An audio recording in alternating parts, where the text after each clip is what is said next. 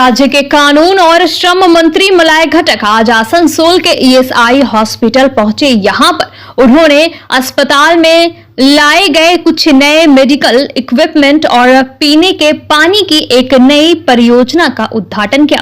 इस मौके पर ईएसआई हॉस्पिटल के सुपरिंटेंडेंट डॉक्टर अतनु भद्र के अलावा सभी चिकित्सक, नर्स, मेडिकल स्टाफ और अन्य कर्मचारी उपस्थित थे। इस मौके पर मलाय घटक ने कहा कि 2011 से पहले आसनसोल के ईएसआई हॉस्पिटल की हालत बेहद खराब थी। यहां पर चिकित्सा पाने के लिए पंजीकृत श्रमिकों की संख्या बहुत कम हो चुकी थी, लेकिन जब से राज्य के मुख्यमंत्री के तौर पर ममता बनर्जी ने कमान संभाली है, तब से ईएसआई हॉस्पिटल का कायाकल्प हुआ है और आज यहां पर चिकित्सा पाने वाले मरीजों की संख्या लाखों में पहुंच चुकी है और हमेशा इस अस्पताल में चिकित्सा सेवाओं को और बेहतर करने के लिए प्रयास किया जा रहा है। কিন্তু এখন সেগুলো এয়ার কন্ডিশন করে যাতে এখানে যারা পাঠরতা আমার ছোট ছোট বোনেরা আছে তারা যাতে তাদের বিভিন্ন অনুষ্ঠান দরকার হলে কমন ক্লাস যদি হয় একসঙ্গে first year, second year, third year, fourth year চারটে বছরই একই কোর্স বা একই সাবজেক্টের উপরে কোনো লেকচার হয়, সেই ধরনের লেকচারগুলো অ্যারেঞ্জ করা যেতে পারে।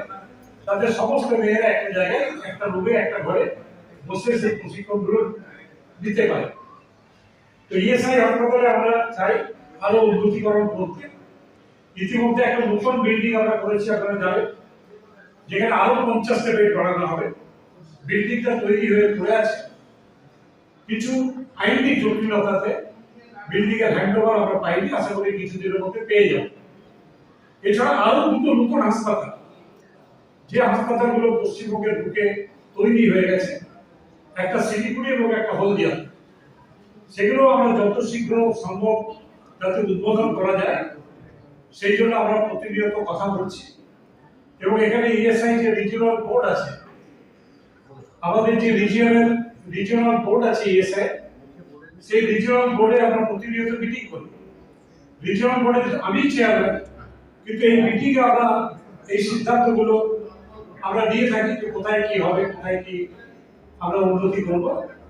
তো এই দুটো হাসপাতাল এবং আসানসোলের বিল্ডিং, এটাও আশা করি আর কিছুদিনের মধ্যে হ্যান্ডওভার হলে আসানসোলের পরিষেবা আমরা আরো অনেকটা বাড়িয়ে দিতে পারবো। কারণ সেখানে 50টা আরো নতুন বেড, যারা নতুন পেশেন্ট তাদের জন্য আমরা বেড সংখ্যা বাড়িয়ে দিতে পারবো। আসানসোলে যেভাবে ইএসআই শ্রমিক সংখ্যা বাড়ছে, আমরা যদি ঠিকমতো পরিষেবা দিতে পারি তাহলে আগামী দিনে আরো আমাদের এই হাসপাতাল এগিয়ে যেতে পারে। এইটুকু কথা বলে যারা এই হাসপাতালকে আজকে শ্রমিক কর্মচারীদের কাছে অনেক বেশি গ্রহণযোগ্য এবং ভালো হাসপাতাল হিসাবে রূপান্তরিত করেছেন, যারা প্রতিনিয়ত 24 ঘন্টা কাজ করছে, বিভিন্ন পেশেন্টদের চিকিৎসা করছে, ডাক্তারবাবুদের সঙ্গে যারা থেকে তাদেরকে সাহায্য করছে, আমি আমার তরফ থেকে প্রত্যেককে আন্তরিকভাবে প্রীতি শুভেচ্ছা জানাই।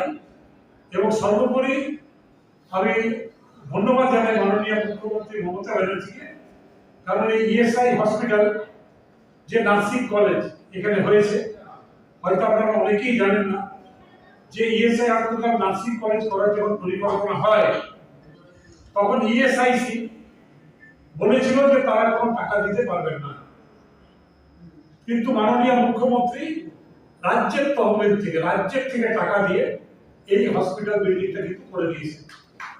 তাই আজকে আমাদের মাননীয় মুখ্যমন্ত্রী যদি সাহায্যের হাত না বাড়াতেন, না করতেন, তাহলে কিন্তু হয়তো এই হাসপাতালটা আমরা করতে পারতাম না।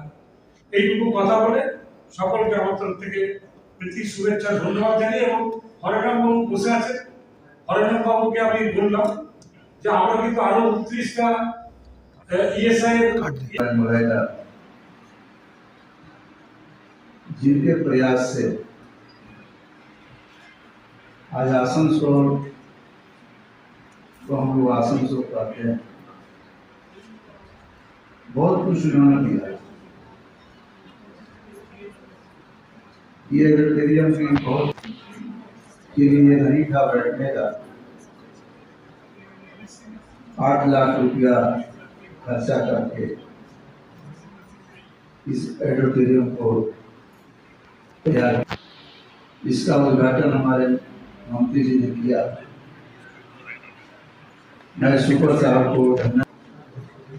आज हमारा ईएसआई हॉस्पिटल के साथ साथ नर्सिंग स्कूल भी चल रहा है। अच्छा लगता है बच्चों को देख करके